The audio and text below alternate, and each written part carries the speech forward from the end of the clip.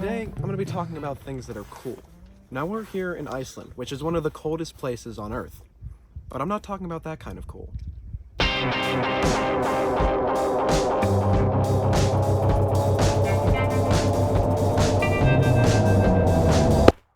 Ladies and gentlemen, I cannot tell you how excited I am to film this video. It's been nearly 6 months since I filmed one of these abstract thought videos, and I really missed it.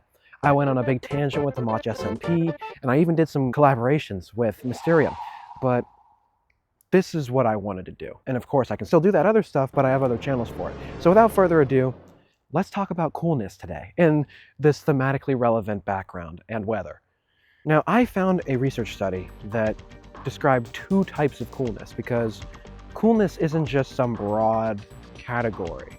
It also has some specifics to it. For example, the first type is cachet coolness, which is basically your socially desirable traits like friendliness, ambition, cooperation, all that good stuff you might see the Jimmy Fallons of the world use to get up in the world. Now, cachet people aren't always pushing the boundaries or breaking the mold, but they're fitting in and getting the job done, you know?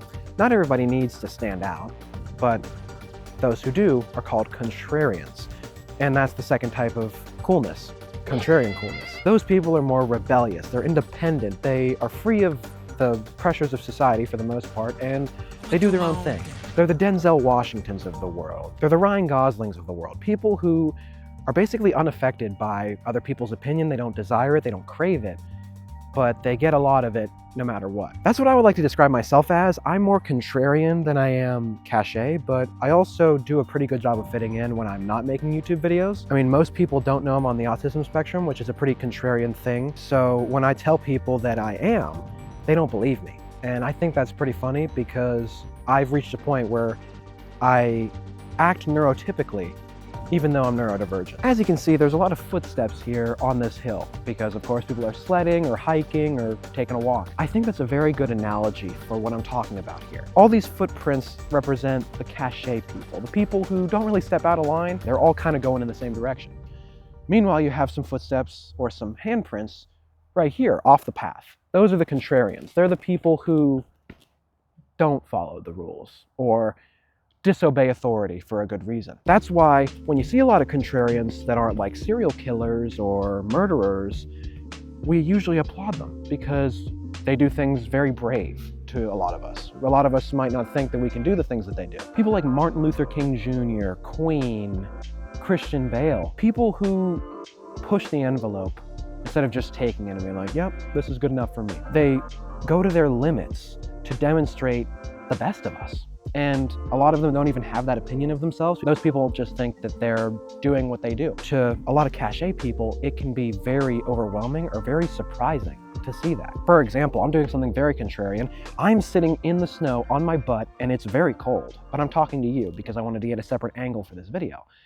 And the next angle I do is probably gonna show me walking around, and if you see my wet bottom, don't make any comments about it, okay? I'm very sensitive about my wet butt. Now, when I describe cachet and contrarian coolness, you might think that those are two separate things and they have nothing to do with each other. But that's very far from the truth. They're actually more similar than you might think. Like I said, they're not complete opposites. You can be contrarian and cachet because oftentimes if you're too contrarian, if you're too against the norm, and a lot of that could be in a bad way, you might get in trouble. You might get arrested. You might even be considered crazy. And that's dangerous in a society because unfortunately we do live in a society. And the society we live in is not very kind to things that are radically different from the norm. You can be semi-different, like me having long hair and being a man. It's not typical, but it's not impossible, and you've seen it before, right? Let's say I was out here in no clothes making a video. People would look with stares of disgust instead of curiosity, like I like to do. So what I'm saying is, you can be both. You can be friendly and work well with others and be working towards a common goal and be empathetic, that's a big one, and just overall being human, the typical things you think of when you think of humanity and living and, you know, surviving. But you can also be independent and be rebellious, and if someone is unfair or unjust or tyrannical, you can stand up to it. Sure, you might be met with resistance, but ultimately, if you know what you're doing is right, morally and ethically, then you're in the clear. And I think that's the most beautiful thing about being cool, because it applies to just about everything. You think about all the cool people.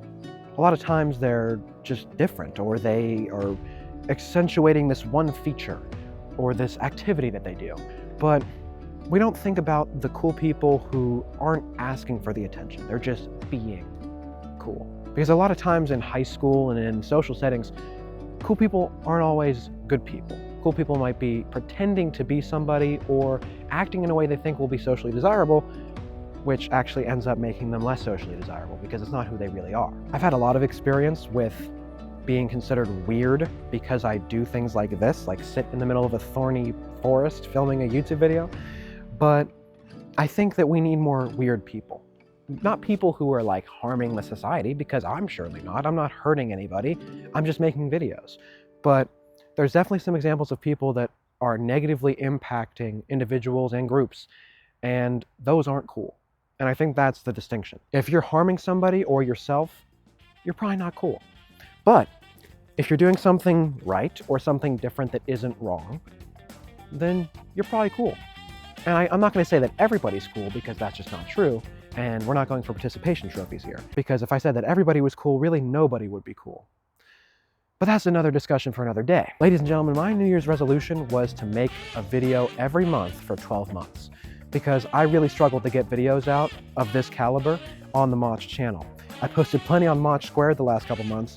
I posted a couple of gaming videos on Mach Gaming, and I stream enough to have Mach VODs active, especially with the Machcast. But this channel, which is the start of it all, really, has kind of struggled to get off the ground a little bit. I've been gaining and losing subscribers at the same rate. And the point is, if you enjoyed this video and you'd like to see more, comment down below what you'd like to see, and maybe while you're there, hit the like button, and even subscribe if you're feeling generous, because I would really appreciate it. And I know that people say it a lot, and it can get boring and stale and cringy, but we mean it. So thank you for watching. And if you enjoyed this video, like I said, check the description, comment down below, all that stuff. And as always, I will see every single one of you capable, amazing people in the next video. Bye-bye!